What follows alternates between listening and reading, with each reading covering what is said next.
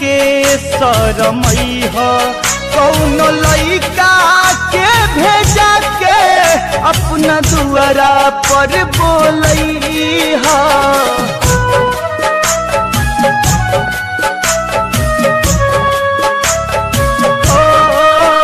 जब गाँव में तोहरा आइब तना देख के शरमई हो कौन लइका के भेजा के अपना दुआरा पर